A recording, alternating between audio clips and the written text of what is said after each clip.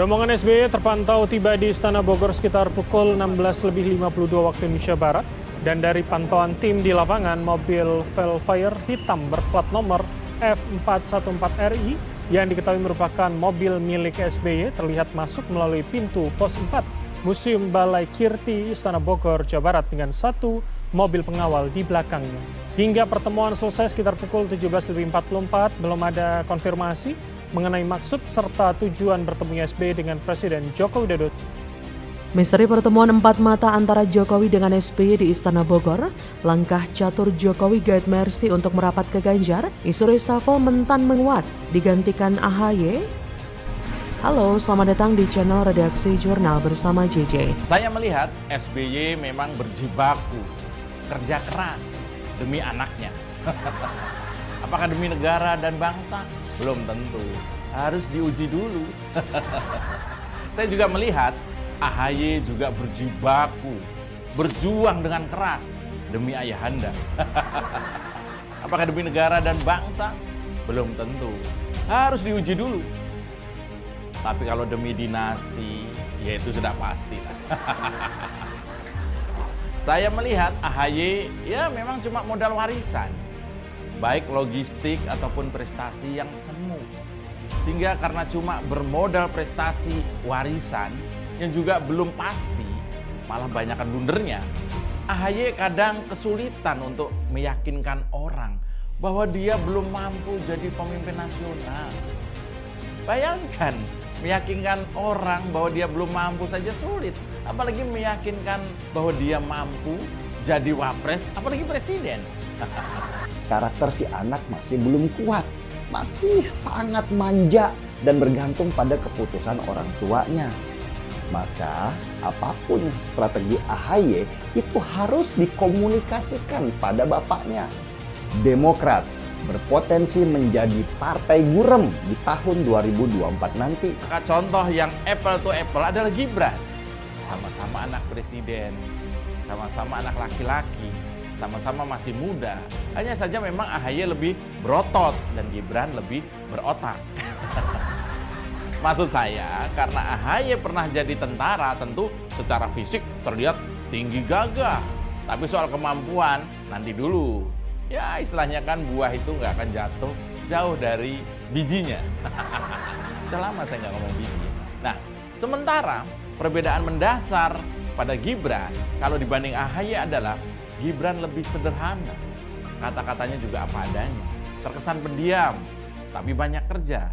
Dan punya nyali juga ketegasan. Semua sifat Gibran itu orang banyak yang tahu. Ya setelah Gibran jadi wali kota loh ya, setelah mengabdi kepada masyarakat, melayani masyarakat. Sementara AHY kan belum punya pengalaman seperti itu. Jadi masyarakat kalau toh mau suka ke AHY atau dukung AHY itu lebih melihat ke fisiknya, tingkat kegantengannya, dan tingkat kepercayaan dirinya. Seolah yang bekas presiden itu bukan bapaknya tapi dia. Ada sebuah pertemuan yang seolah mendadak terjadi. SBY diketahui melakukan pertemuan tertutup dengan Presiden Jokowi di Istana Bogor selama hampir 1 jam. Itu pun ketahuan media saat Jokowi mengantar SBY masuk ke mobil usai pertemuan. Tak sedikit yang memaknai momen tersebut sebagai sinyal bahwasannya Jokowi akan memberikan jatah kursi menteri kepada Demokrat. Spekulasi ini juga diperkuat dengan adanya isu akan terjadinya reshuffle atau perombakan Kabinet Indonesia Maju yang berkembang belakangan ini. Momen pertemuan keduanya dimaknai sebagai sinyal Jokowi akan memberikan jatah kursi menteri kepada Demokrat. Dan jika itu terjadi, Demokrat pada akhirnya akan meninggalkan jalan oposisinya dengan perlahan mulai merapatkan barisan ke koalisi pemerintahan. Kata Direktur Eksekutif Institute for Democracy and Strategic Affairs, Ahmad Khairul Umam, sebab positioning Demokrat dalam sejumlah wacana perdebatan kebijakan publik ini tampak bergeser ke tengah, meskipun tetap mencoba menjaga nalar kritis konstruktifnya. Jika Jokowi akhirnya memberikan jatah kursi menteri kepada Demokrat, maka hal ini akan menjadi momentum besar bagi terjadinya rekonsiliasi kekuatan politik Jokowi dan SBY yang terbebas dari bayang-bayang tekanan Megawati, kata Umam. Jokowi dinilai berpeluang akan merombak komposisi kabinetnya setelah Komisi Pemberantasan Korupsi menggeledah rumah dinas Menteri Pertanian Syahrul Yassin Limpo yang berasal dari Nasdem. Tapi memang sampai detik ini masih belum diketahui apa maksud dan tujuan SBY bertemu dengan Jokowi. Beberapa sumber yang dimintai keterangan tidak menjawab, semua kompak untuk diam. Aduh, makin penasaran saja ini. Kira-kira menurut kalian kenapa mereka bertemu? Ada yang bilang SBY sedang kebelet pipis sehingga numpang ke toilet istana presiden. Ada-ada saja ya netizen, pikiran terlalu liar mengembara sampai menembus langit. Menjelang dimulainya pendaftaran Capres-Cawapres, bakal banyak manuver politik yang tak terduga. Ada yang bilang, paling berharap dapat jatah menteri setelah ada kasus baru di Kementan. Tapi ini tidak masuk akal loh. Masa tiba-tiba menyelinap masuk dan minta jatah menteri?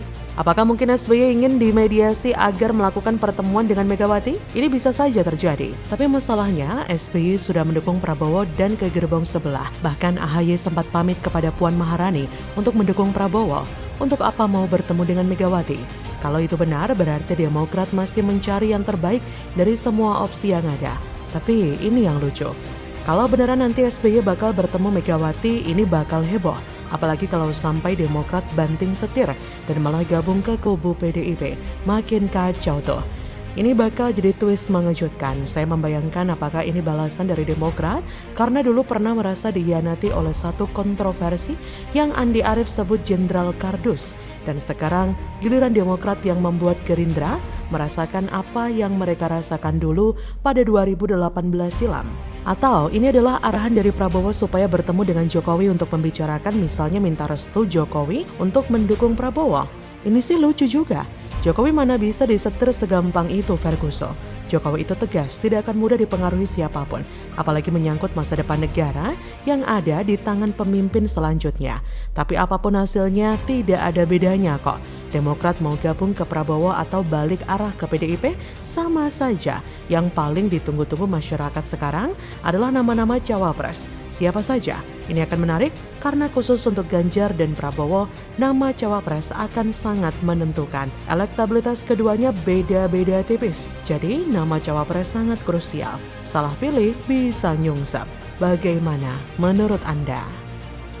Presiden SBY dan Partai Demokrat telah mimpin Indonesia selama 10 tahun. Dari tahun 2004 sampai dengan 2014. Di masa beliau, bangsa Indonesia berhasil mencapai hasil-hasil yang sangat kritis. Waduh, takut digebuki lagi. Gabung Prabowo, kini SBY puja-puji Jokowi. Kemarin aja nyinyir terus. Takut kena lempar HP ya, Pep? Hahaha. Halo, dengar suara JJ kembali di channel Redaksi Jurnal. Banyak yang bertanya, ini Pak Jokowi apa-apa Pak Luhut. Begitu, itu suara di luar. Kalau saya tidak kaget, seorang presiden, saya pernah menjadi presiden juga, pasti mencari seseorang yang cakap dan bisa melaksanakan tugas. Tidak mungkin menugasi seseorang yang gak yakin dan ragu. Because trust dari Pak Jokowi terhadap Pak Luhut, menurut saya itulah modal. Dan saya harus mengatakan dengan jujur seperti itu. Memang kita berbeda politik, Pak Luhut di pemerintahan, kami di luar, sedang di luar, tapi tidak boleh menghalang-halangi saya untuk berkata jujur dan menyampaikan hal-hal baik tentang Bapak Luhut Binsar Panjaitan. Keberhasilan Presiden SBY membuat fondasi yang kuat sehingga Presiden Joko Widodo sekarang dapat menghasilkan kelanjutan pembangunan bangsa, dan kita juga sekarang berhasil menurunkan angka kemiskinan absolut di bawah 10%. Kita berhasil sangat cepat mengatasinya.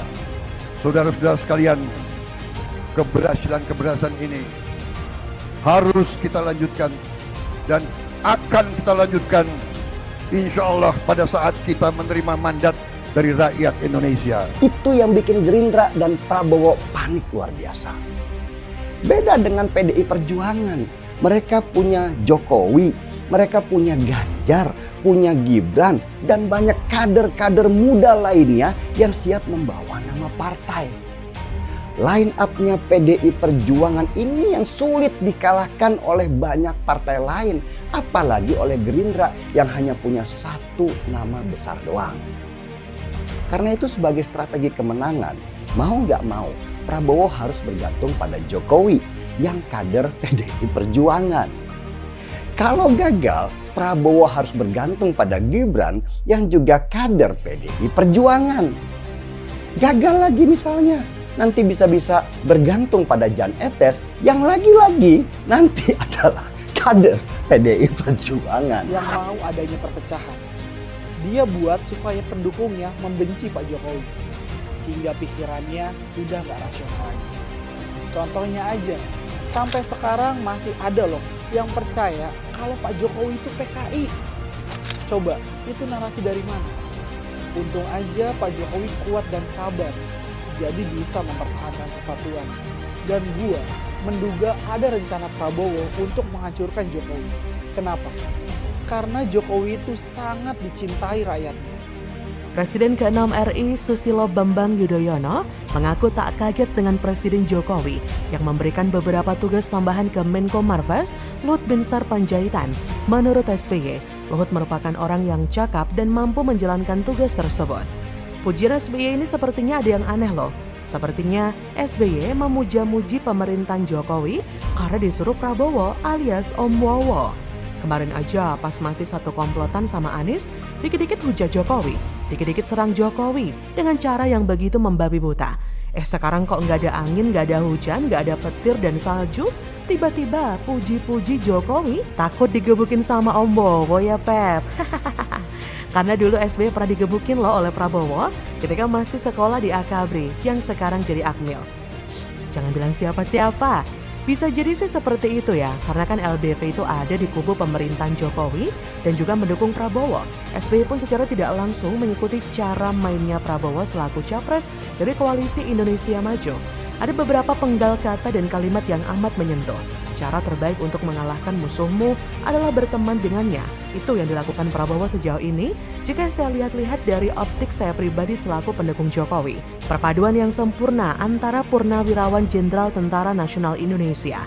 Maka dari itu harus mendukung dan memuji Jokowi sebagai bentuk loyalnya Pepo kepada Prabowo. Jika tidak, takutnya Pepo bakal digebuki lagi. Shh, jangan bilang siapa-siapa. Ingat, dalam demokrasi tidak ada musuh atau kawan selamanya. Yang ada cuma kepentingan selamanya.